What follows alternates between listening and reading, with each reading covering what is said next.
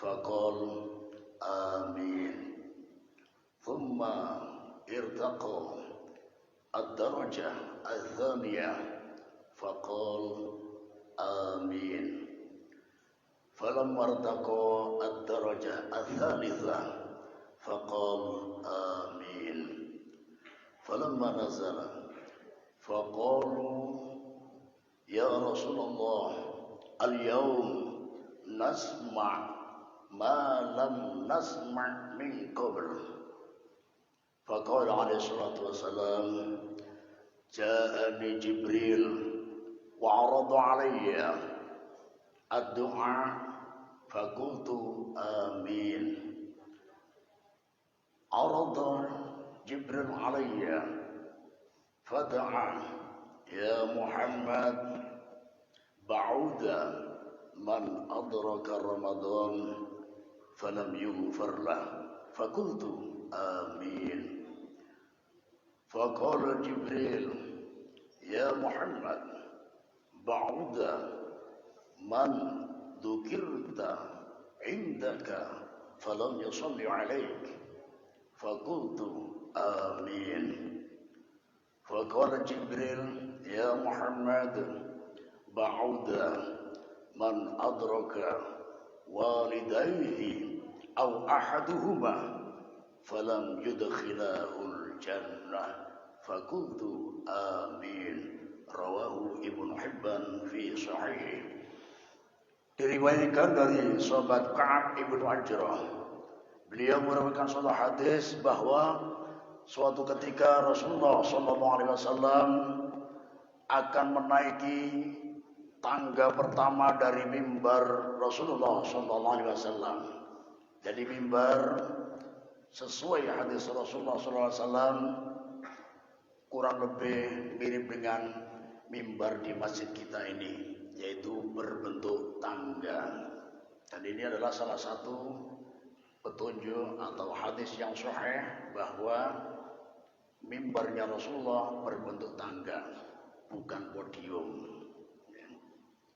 Ini adalah hadis yang sahih menunjukkan ketika Rasulullah mau naik tangga yang pertama, tiba-tiba Rasulullah mengucapkan kata-kata amin.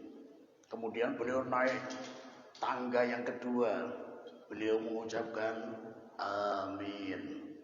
Kemudian beliau naik tangga yang ketiga, beliau mengucapkan amin. Kemudian berkhutbah.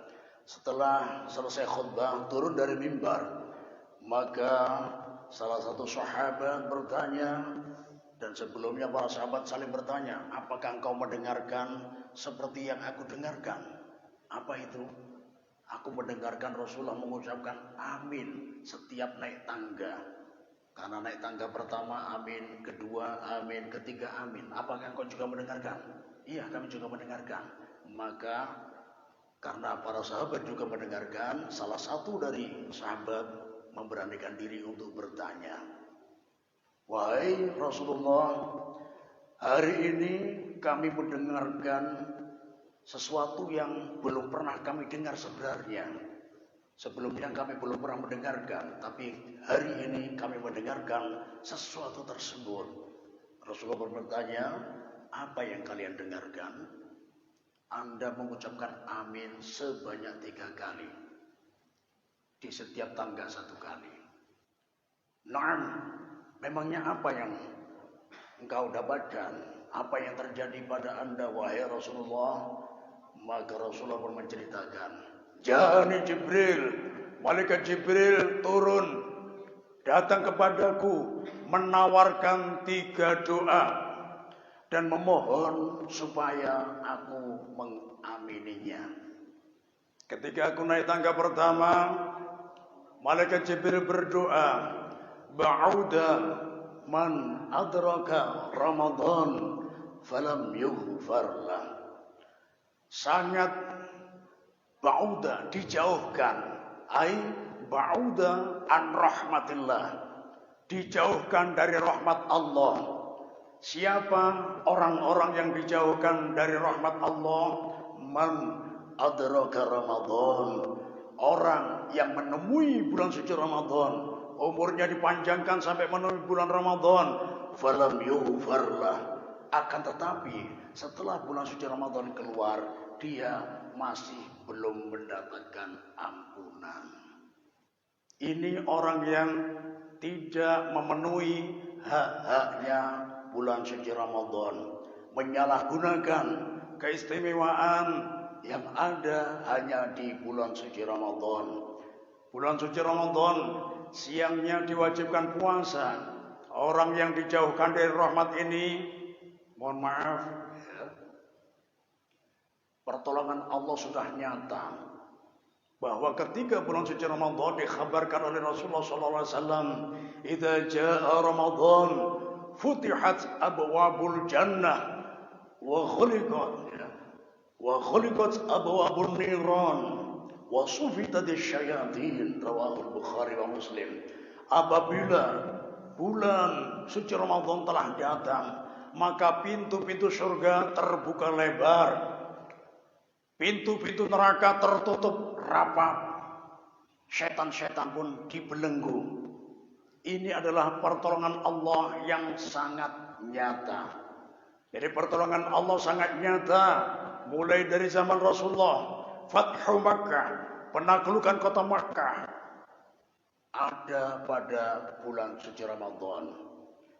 Ghazwatul Badril Kubra, perang Badar, perang terbesar yang berada dalam sejarah Islam, perang Badar, adanya juga di bulan suci Ramadan, tepatnya pada tanggal 17 Ramadan.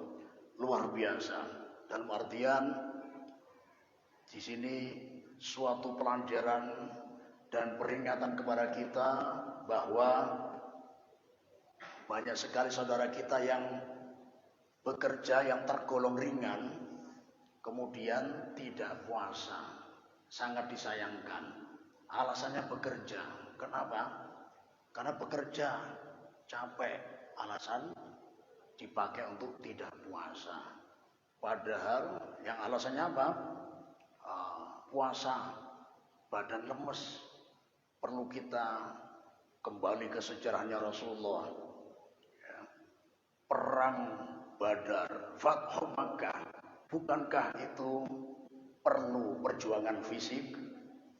Tidak hanya tenaga yang dipersiapkan oleh para sahabat, tapi juga nyawa yang berada di badan masing-masing dipersiapkan, siap untuk mati syahid. Dalam artian ketika puasa tidak ada alasan untuk bermalas-malasan sama sekali.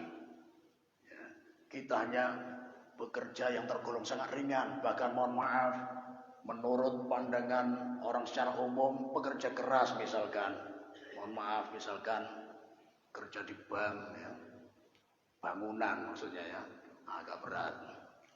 Kalau bank agak ringan ya, yang di perkantoran, duduk manis, pakai ruangan ya ber-AC, nah ini ringan ya. Walhasil yang menurut kacamata manusia secara umum berat, kalau dibandingkan dengan zaman Rasulullah tidak ada apa-apanya. Dalam artian seberat apapun pekerjaan sekarang, kalau bisa jangan sampai puasanya batal. Karena dikhawatirkan termasuk hadis Rasulullah yang mana doa ini yang berdoa khairul malaikah, malaikat yang paling utama, afdhalul malaikah Jibril alaihissalam, yang berdoa adalah malaikat yang paling utama, malaikat Jibril, raisul malaikah, pemimpinnya malaikat, yang mengamini khairul makhluqin, paling baik-baiknya makhluk, paling mulianya makhluk, yaitu Rasulullah SAW. Jadi tidak tanggung-tanggung.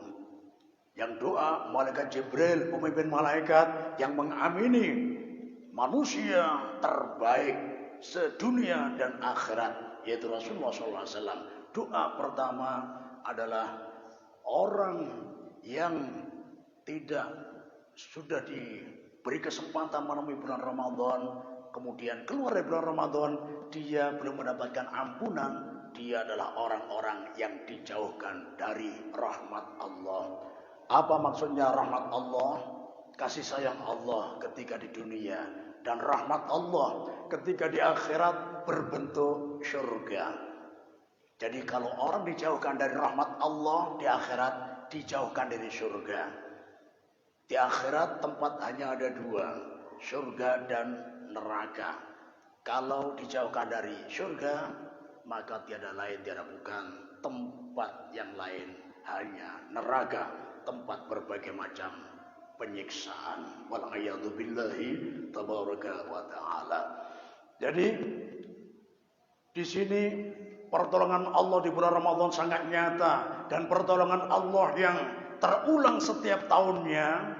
Seperti hadis Rasulullah SAW, pintu-pintu surga terbuka lebar, dalam artian apabila seorang manusia melakukan amalan-amalan yang jurusannya surga, dipermudah oleh Allah. Mohon maaf adik-adik, sholat berat apa ringan? Oh berat, ini jujur berarti ya. Apalagi sholat subuh ya. Nah ini di luar Ramadan, terutama dari antara 5 sholat yang paling berat adalah sholat subuh. Tapi ketika bulan Ramadan, alhamdulillah ringan. Ini salah satu pertolongan dari Allah Subhanahu wa Ta'ala. Jurusan surga sholat. Puasa juga jurusan surga. Kalau di luar Ramadan kita puasa Senin dan Kamis agak berat, tapi di bulan Ramadan setiap hari sebulan penuh kita puasa terasa ringan.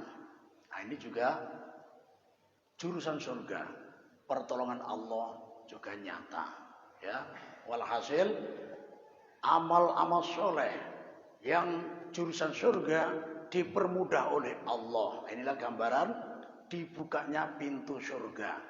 Inilah pertolongan Allah di bulan suci Ramadan. Ya. Kemudian yang jurusan neraka, wa ghulifqat an abwabun niran, pintu-pintu neraka tertutup rapat, dalam artian amal-amal soleh yang jurusannya ke neraka ini ya, dipersulit oleh Allah. Makanya di bulan Ramadan secara umum banyak tempat-tempat maksiat yang ditutup. Nah, kenapa? Karena itu amalan yang jurusan ke neraka. Ya. Bahkan ada anak-anak muda yang biasanya nongkrong bawa botol, ada capnya topi mereng, ya, topi penceng. Nah ini miras kelas ringan ya. Berapa harganya dek? Murah om, 40.000. Wah 40.000 murah ya. Mendingan ke warung acil ya, es teh ya mungkin 3.000 ya, sudah seger, murah meriah. Nah ini ya luar biasa.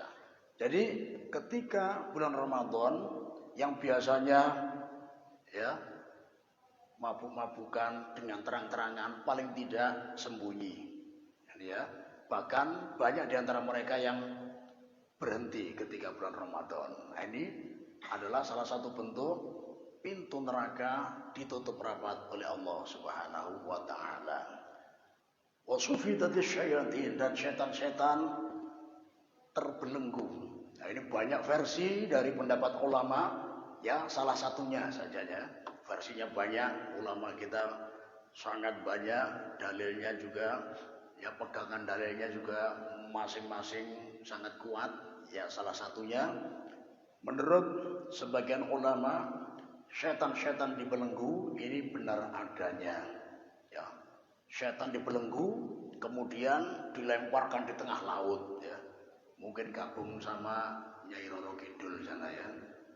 Ini ya belenggu. Nah, tapi di sini kadang ada yang bertanya ya, Pak Ustadz, ya, katanya setan dibelenggu, tapi ya di sana di pasar pagi sana ada warung soto ya, jam 8 sudah buka, jam 8 pagi ya. Ya siang-siang rawon ya, panas-panas waktunya juga ya menggoda iman. Tuh ternyata di warung tersebut ada kelihatan betis-betisnya. Saya lihat ukuran sendalnya 39, 40, 41, 42. Nah, maksudnya apa? Tidak mungkin anak kecil. ini pasti orang dewasa ya. Sendalannya ya tadi 41, 42 ini. Maksudnya apa? Orang dewasa tidak puasa. Apakah dia terkena godaan setan? Apakah setan yang dibelenggu, yang dibuang di tengah laut, ada yang lepas? Habis lepas, bekonyong dari tengah laut. Oh bekonyong ya, berenang dari tengah laut sampai ke pantai Manggar Balikpapan, melanjutkan bekonyong pulang ya, berenang sampai ke Sungai Mahakam, sampai ke Pasar Pagi ya, goda orang-orang dewasa untuk makan di warung di siang Ramadan. Nah, ini ya. Apakah demikian? Nah, menurut sebagian ulama tadi itu sudah terlepas dari godaan setan. Jadi setan memang dibelenggu ketika bulan suci Ramadan. Kemudian siapa yang menggoda orang-orang dewasa di siang hari tidak puasa? Siapa kalau bukan setan? Nah, disinilah yang menggoda dia adalah hawa nafsunya sendiri. Kenapa dia tidak puasa di bulan suci Ramadan? Karena nuruti hawa nafsunya. Dan hawa nafsu orang yang seperti ini adalah hawa nafsu yang selalu menuruti ajakan syaitan di 11 bulan. Selain bulan Ramadan, hawa nafsunya selalu mengikuti ajakan syaitan. Makanya ketika bulan Ramadan, syaitannya dibelenggu, tinggal hawa nafsunya yang mengajak orang tersebut.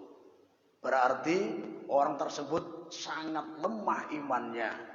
Karena di bulan ya di luar Ramadan masih ada syaitan yang membisiki hawa nafsunya sehingga dia menuruti hawa nafsunya. Di saat bulan Ramadan yang ngajak, yang bisiki sudah dibelenggu, tapi dia masih kalah sama hawa nafsunya. Nah, ini juga salah satu bentuk pertolongan Allah yang sangat nyata. Syaitan sudah dibelenggu. Jadi kalau di luar Ramadan kita berat mengalahkan hawa nafsu kita, berat. Apalagi hawa nafsu kita lebih mengikuti bisikan syaitan. Di bulan Ramadan kita mengalahkan hawa nafsu lebih mudah. Karena syaitan yang biasanya membisiki sedang dibelenggu. Nah, makanya ini bentuk.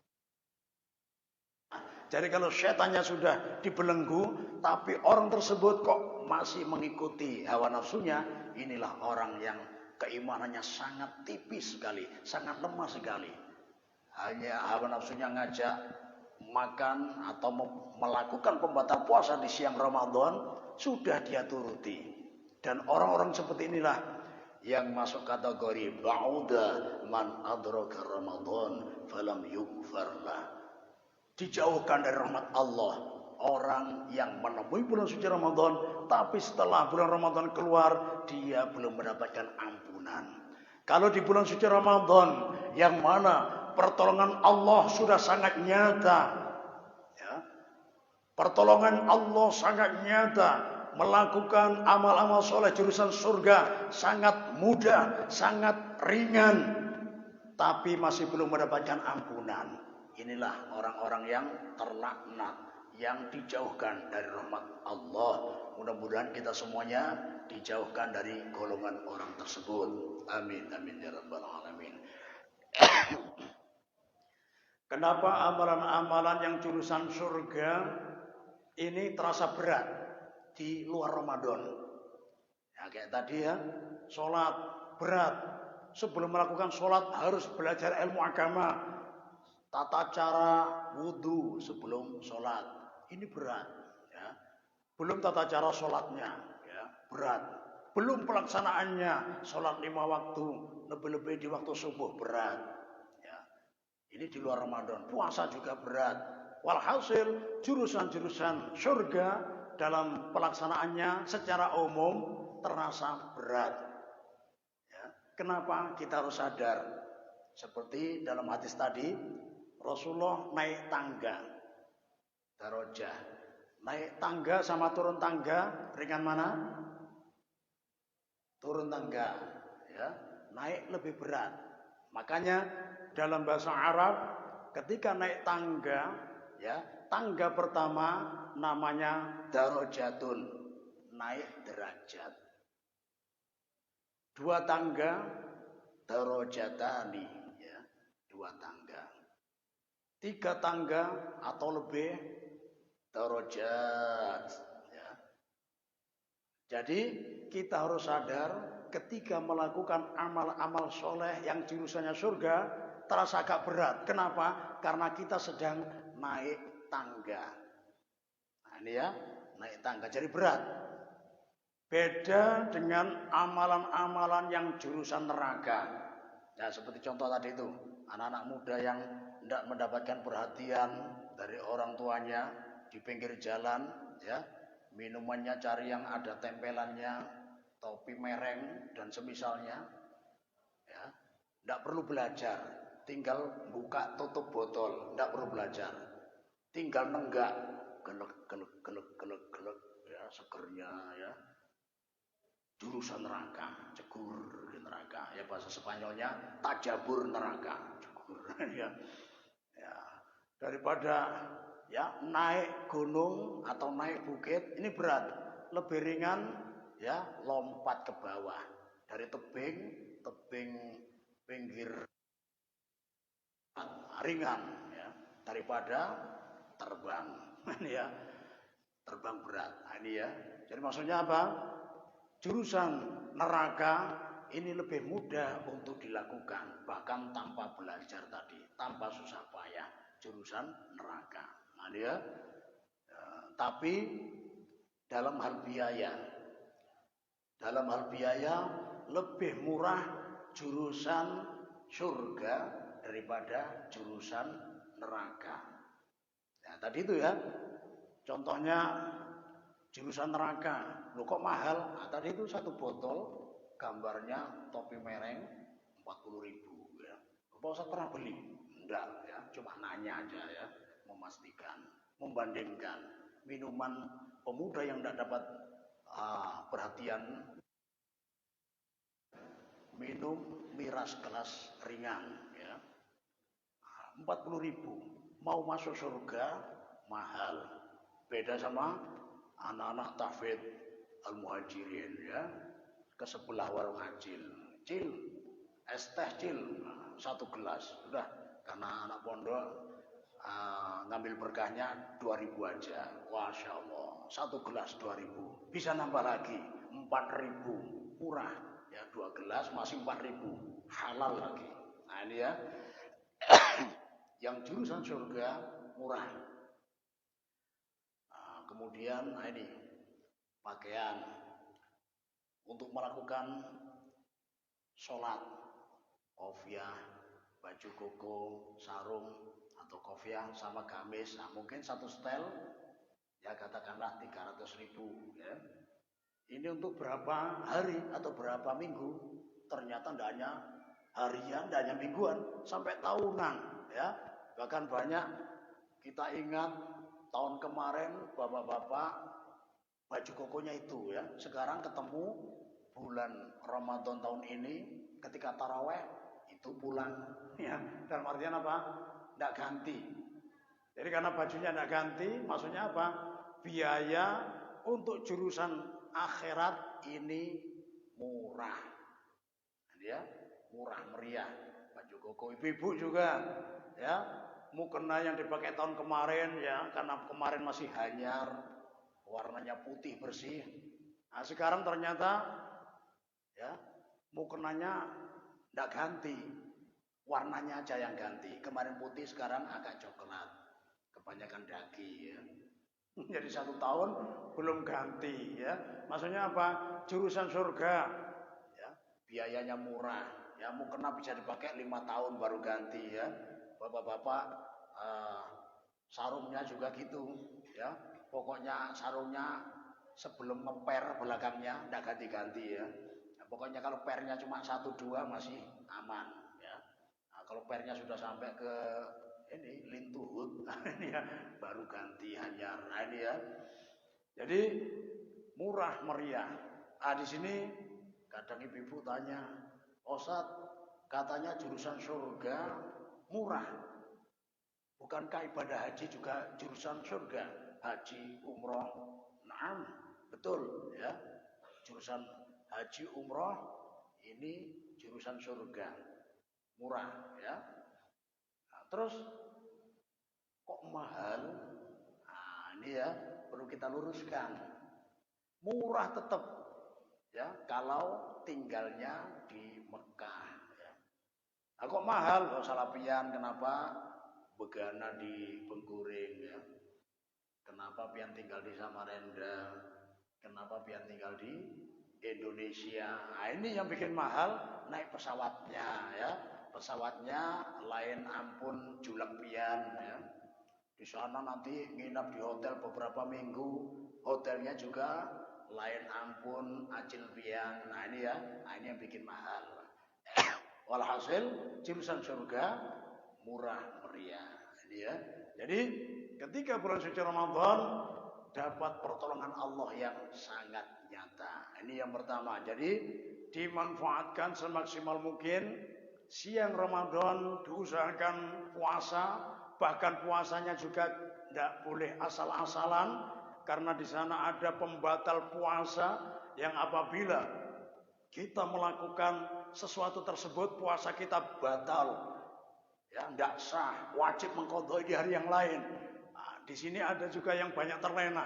Di sana juga ada pembatal-pembatal pahala puasa. Kewajiban ya sudah gugur, hukumnya sudah sah, tapi siap-siap di akhirat kecewa apabila kita terjerumus di perkara ini. Apa saja? Salah satunya sabda Rasulullah SAW yang diriwayatkan oleh Imam Bukhari, man lam yada' qaula zur wal amala bihi falaysa lillahi haja fi ayyada'a ta'amahu wa syarabah.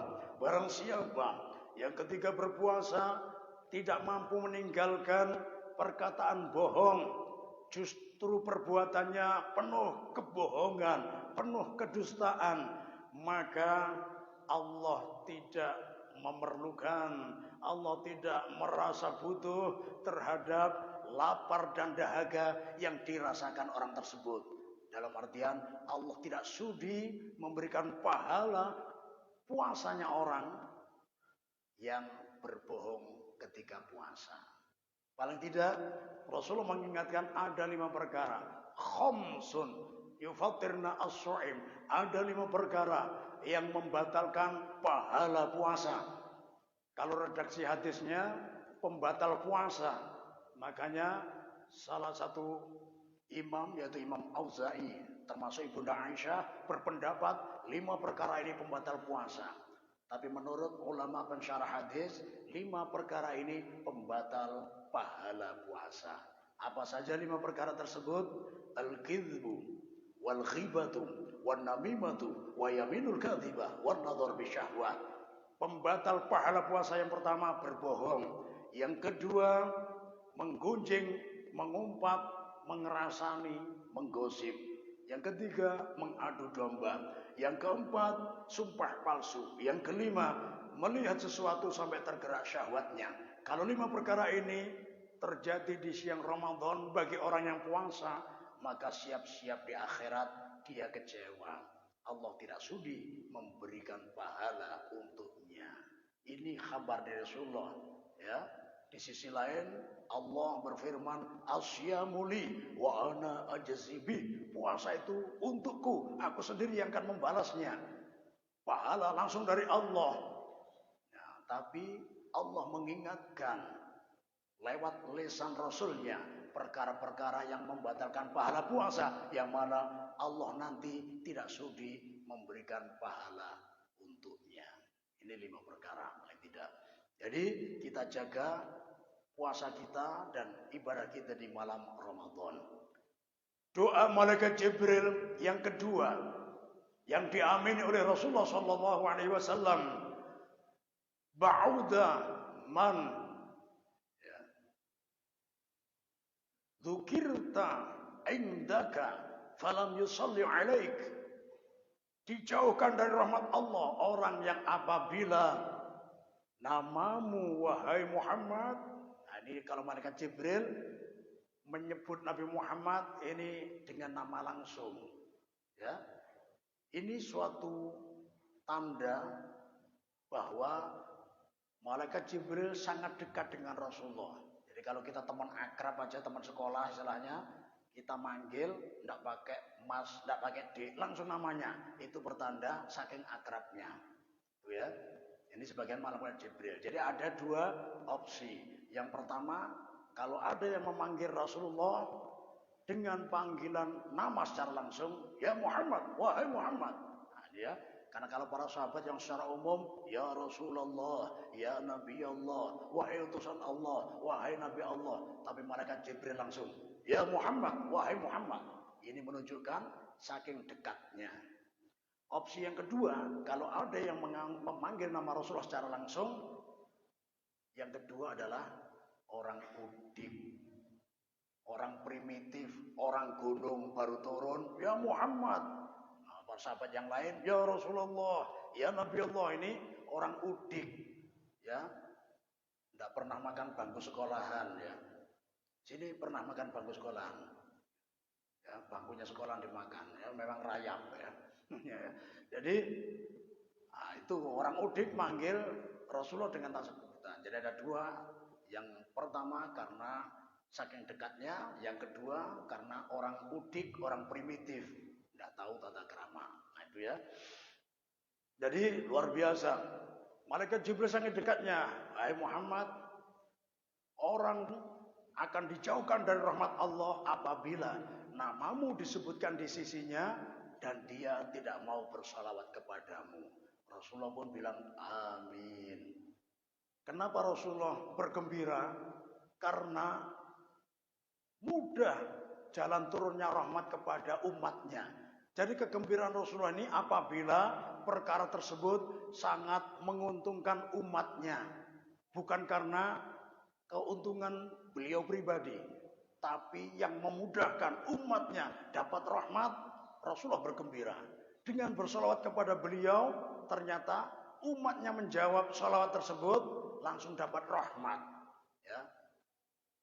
Man shalla alaiya salatan wahidah sallallahu lahu bihi asyran. Barang siapa yang bersalawat kepadamu wahai Muhammad, kata malaikat Jibril, satu kali saja Allah akan bersalawat kepadanya 10 kali. Bayangkan, ya. Bedanya salawat. Salawat dari Allah yang pertama. Yang kedua, salawat dari malaikat. Yang ketiga, salawat dari umat. Ini beda-beda.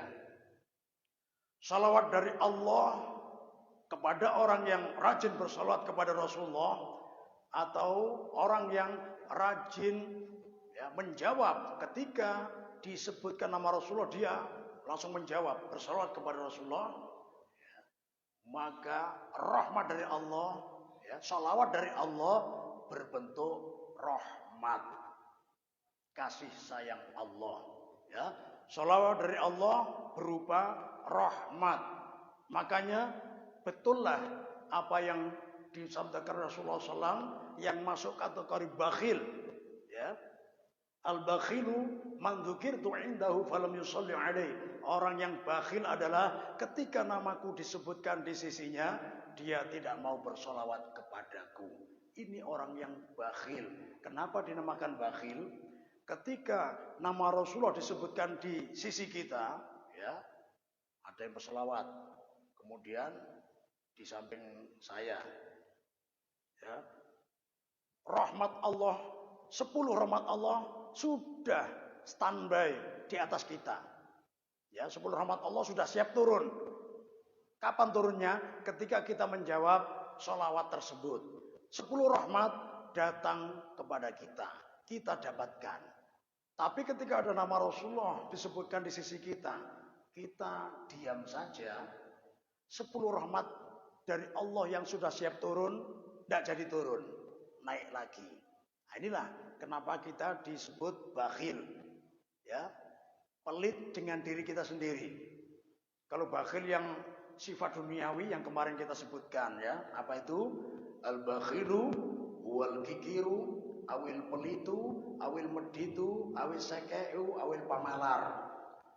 Bakhil adalah kikir, pelit, medit, sekeh, pemalar. Nah, ini yang secara ukhrawi. Bakhil dalam masalah sholawat lebih parah lagi. Karena dia pelit terhadap dirinya sendiri. Cukup mengucapkan sholawat, cukup menyebutkan nama Rasulullah.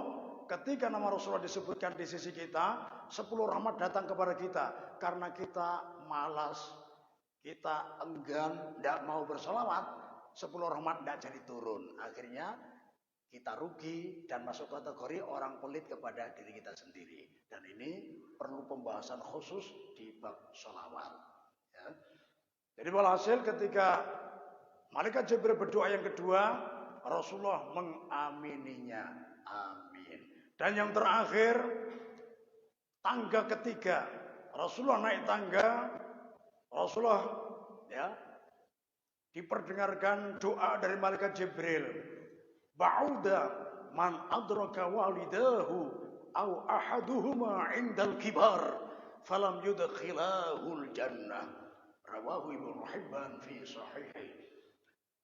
Malaikat Jibril berdoa, dijauhkan dari rahmat Allah orang yang menemui dua orang tuanya ketika sudah lanjut usia atau salah satunya, ya, abah mama lengkap keduanya, atau salah satunya tinggal abah saja atau tinggal mama saja. Kemudian dia tidak bisa menjadikan orang tuanya sebagai jalan masuk surga. Ini juga orang yang dijauhkan dari rahmat Allah. Ya. Jadi surga terdekat berada di rumah kita, ayah dan ibu kita. Makanya ulama salafus saleh dulu apabila ada salah satu dari orang tuanya wafat, ayahnya meninggal atau ibunya meninggal, menangis. Limadza tabki? Kenapa engkau menangis? Satu pintu surga sudah tertutup untukku.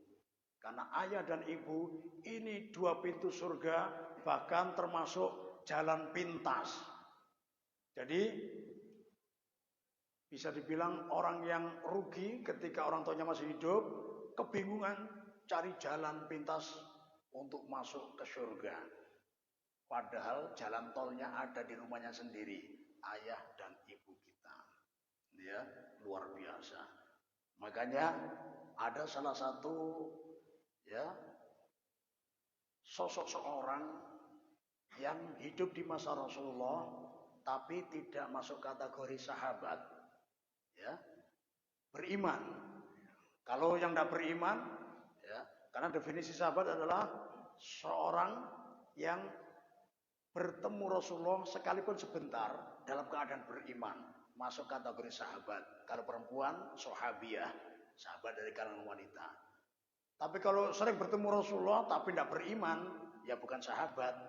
Kayak Abu Jahal, Abu Lahab, Abu Gosok, ya, dan Abu Bacok mungkin, ya. Abu-abu yang lain, nah ini kan bertemu Rasulullah tapi tidak beriman, makanya bukan sahabat. Disayangkan lagi ada orang yang beriman, hidup di masa Rasulullah tapi tidak masuk kategori sahabat.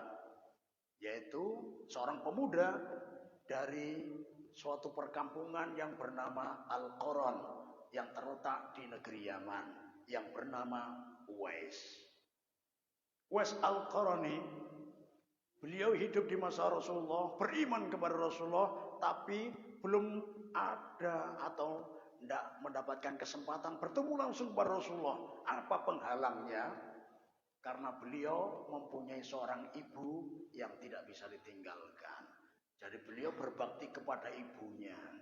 Ternyata luar biasa. Dengan sebab berbakti kepada ibunya, Rasulullah pun mengenalnya. Kenapa? Karena dia di dunia tidak dikenal. Bahkan di kampung Al-Qaran banyak penduduk yang mengira dia gila karena dia kesehariannya sering di tempat sampah, dia menyendiri, ya, tidak banyak bergaul. Ternyata dia hanya berzikir kepada Allah dan berbakti kepada ibunya. Ternyata di kalangan langit terkenal, sehingga Rasulullah pun tahu. Makanya Rasulullah berpesan kepada, ya, sahabat yang mulia, sahabat Umar bin Khattab dengan sahabat Ali bin Abi Thalib. Nanti kalau kalian bertemu seorang pemuda dari kampung Al-Qaron yang bernama Uwais, Rasulullah sudah kenal, padahal tidak pernah bertemu. Yang bernama Uwais dari kampung Qaron, ciri-cirinya, ya, disebutkan ciri-cirinya. Nah, kemudian ketika Rasulullah wafat, ya, kemudian setiap musim haji, rombongan datang dari Syam, dari Suriah, dari Basra, dari Irak, dari Yaman, disendirikan. Ketika ada rombongan dari Yaman, disendirikan oleh sahabat Umar bin Khattab. Ya. Yang dari Yaman angkat tangan, nah, sini kumpul. Nah, sudah dari Yaman semua. Yang dari negeri Al-Qaron angkat tangan, ayo kumpul sendiri. Nah, ketika kumpul dari negeri Al-Qaron ini, ditanya, Afikum Uwais, apakah di antara kalian ada yang bernama Uwais? Mereka pun saling pandang. Uwais yang ada di tempat kita tidak mungkin dicari sahabat yang mulia. Istilahnya ini pejabat tinggi dalam daulah Islamiyah. Ya. Tidak mungkin. Masih ditanya, Afikum Uwais, apakah ada yang bernama Uwais? Akhirnya ada salah satu seorang yang parubaya berdiri. Wahai sahabat-sahabat yang mulia, di antara kami ada yang bernama Uwais, tapi sepertinya Anda tidak mungkin mencarinya. Kenapa? Di antara kami mengira dia ini orang gila. Tapi apakah dia ikut? Ikut, cuma kami tinggal di belakang. Dia ikut rombongan kami karena kami membawa banyak kambing. Dia saya suruh ngembala dengan upah. Jadi Uwais ini ikut rombongan haji, kemudian nawarkan jasa menerima kambing. Di mana dia? Di bukit sana, di belakang kami. Ternyata sahabat Umar mencari sahabat Ali. Ya Ali, kita menemukan Uwais. Di mana? Ayo kita ke bukit. Sahabat Umar sama sahabat Ali, ya, bergegas menuju ke bukit. Semua orang kebingungan. Siapa Uwais ini? Kok dicari dua sahabat yang mulia? Padahal di kalangan kita anggap seperti orang gila. Ternyata ketika di bukit ada sosok pemuda yang sedang sholat, luar biasa.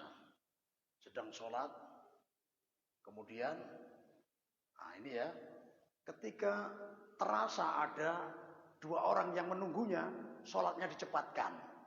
Nah ini ya, ini orang paham ya. Nah ini lain bagian kita nih ya, sholat biasanya laju ya, nah, tumaninahnya nggak dapat. Nah, ketika ada orang, wah ini pura-pura dilambatkan, pura-pura khusyuk, apalagi yang muda-muda. Oh sepertinya ada camar calon mertua, ya. Dipanjangkan berdirinya, dipanjangkan rukuknya, dipanjangkan sujudnya supaya diambil menantu. Ya. Nah, ini Uwais ini orang paham, luar biasa. Ada orang yang sepertinya menunggunya, sholatnya dipercepat. Kemudian salam, tersenyum. Kalian pasti sahabatnya Rasulullah. Takjub, loh, tahu dari mana? Ternyata Uwais diberi pandangan mata hati yang sangat terang. Aku melihat dua tangan kalian memancarkan cahaya. Itu menunjukkan bahwa kalian sering bermusafahah dengan Rasulullah. Luar biasa ya. Makanya ada salah satu muridnya Imam Malik itu ya, yang unik ya, pokoknya sekali menghadap Imam Malik itu tangan beliau pegang, diusapkan ke muka beliau, ke badan beliau, kemana ya. Pokoknya ini apa ini? Kalau sampai ke seleo ya apa ini ya? Kenapa kamu demikian? Ternyata salah satu muridnya diberi pandangan hati yang sangat tajam, melihat tangan sahabat Anas bin Malik ini bercahaya. Kenapa? Karena sering bersentuhan musafahah dengan Rasulullah SAW. Makanya barokahnya tetap ya. Makanya ini yang dilakukan oleh para santri-santri kita. Ya, kenapa? Karena kiainya pernah bersalaman dengan gurunya. Gurunya bermusafahah dengan gurunya. Gurunya sampai sambung ke Habib Umar bin Hafid, ke Sayyid Muhammad bin Alwi Al-Maliki, sambung ke datuk-datuk beliau, langsung ke Rasulullah SAW. Ini kalau orang punya pandangan mata hati jernih, melihat, ya, nah, itulah yang kita cari, berkah yang musalsal, yang sambung kepada Rasulullah SAW. Jadi sobat West tahu kalian pasti sahabat ya Rasulullah. Dua tangan kalian bersinar. Ini ya, betul. Apakah engkau West? Mohon maaf, ingin memastikan. Apakah engkau punya seorang ibu dan engkau berbakti kepadanya? Iya. Cuma tahun ini ibu saya sudah meninggal. Dari dulu setiap ada rombongan haji mau berangkat, aku ingin ikut. Cuma siapa yang menunggu ibuku? Ya, aku kepingin bertemu Rasulullah. Dan sekarang Rasulullah juga wafat, ibuku juga wafat. Baru ada rombongan haji. Baru sekarang aku bisa ke Mekah dan Madinah. Ya, akhirnya betul. Ini namanya sudah Uwais. Dia termasuk anak yang berbakti kepada orang tuanya. Ya, pertanyaan ketiga, penentunya, apakah ini Uwais yang dicari Rasulullah atau lain? Mohon maaf, bisa angkat tangannya, ya.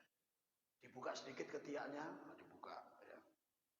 Ternyata di bawah ketiaknya ada bekas penyakit sopak, pesakit campak sebesar uang logam.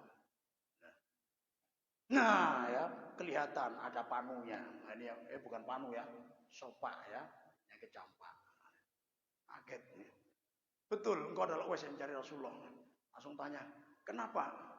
Ya, dari mana kalian berdua tahu kalau di bawah ketiakku ada bekas penyakit campak? Ya, mohon maaf, Uwais. 3 pertanyaan ini bukan dari kami berdua. Aku dan Ali, kata Sobat Umar, tidak mempunyai pertanyaan sama sekali kepadamu. 3 pertanyaan ini langsung dari Rasulullah SAW. Jadi yang tahu bekas penyakit campak yang tertinggal sebesar uang logam, ini yang ngasih tahu juga Rasulullah. Ternyata Uwais Al-Qarni ini dulu diuji oleh Allah penyakit sopak, ya, campak seluruh badannya. Jadi sehari-hari di tempat sampah, beribadah, melayani ibunya, bahkan sering dilempari anak kecil ya. Yang namanya dianggap orang gila, dilempari sabar. Beliau sadar, dilempari berdarah enggak apa-apa, dilempari punggung berdarah enggak apa-apa. Pas anak kecil ada mau ngelempar kakinya baru dilarang. Ya walad, anak kecil, tolong jangan lempar kakiku. Enggak gila kamu? Enggak gila. Ya. Kenapa enggak boleh? Kakiku ini tiap malam aku pakai ibadah. Kalau kamu lempar, ibadahku nanti terganggu. Silakan lempar di punggung, di kepala pun enggak apa-apa. Yang penting jangan kakiku. Karena kakiku ini pijakan yang kokoh untuk beribadah malam. Akhirnya luar biasa. Ya, pada di sini. Nah, ternyata penyakit sompak yang beliau derita mulai mengganggu ibadah. Disinilah beliau berdoa, ya Allah, kalau seumpamanya penyakit sompak ini tidak mengganggu ibadah, aku ridho, aku rela. Ya, tapi karena mulai mengganggu ibadah, aku memohon kepadamu, ya Allah, sembuhkan ya Allah. Di saat itu juga langsung bersih badannya, mukanya glowing, glow up ya, kalau sekarang. Langsung luar biasa, bersih. Jadi dia sendiri heran, ternyata doaku dijabahi oleh Allah. Doa lagi, ya Allah, ya, tumbuhkan penyakit sopak sebesar uang logam, ya, di tempat tersembunyi aja, di bawah ketiak. Untuk apa? Untuk kenang-kenangan. Tidak lama lagi tumbuh penyakit sopak sebesar uang logam. Loh, dijabahi oleh Allah. Minta disembuhkan, sembuh total. Minta diberi penyakit sopak lagi untuk kenang-kenangan, ini ya, diberi ya, tumbuh sedikit.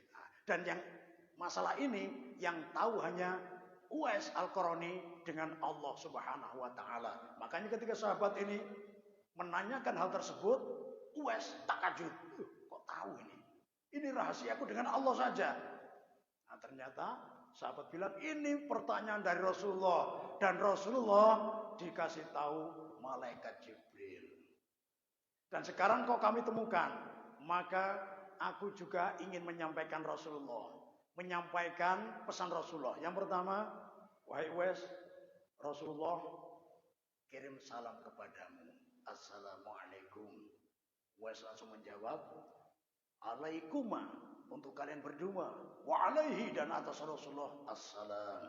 Itu ya kalau menyampaikan salam ya. Jadi kalau ada kirim salam, jangan hanya kirim salam, disampaikan assalamualaikum.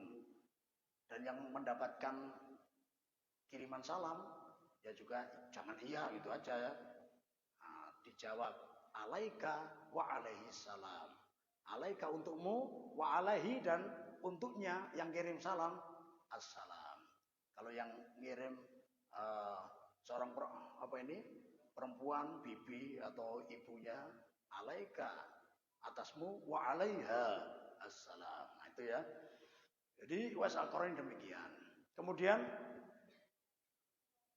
pesan yang kedua dari Rasulullah, jika engkau nanti bertemu sama Uwais, wahai Umar dan Ali, nah ini kata Rasulullah, mintakan doa untuknya, untuk kaum muslimin muslimat. Ya. Sekarang aku memohon kepadamu supaya engkau mendoakan kami, wahai Uwais.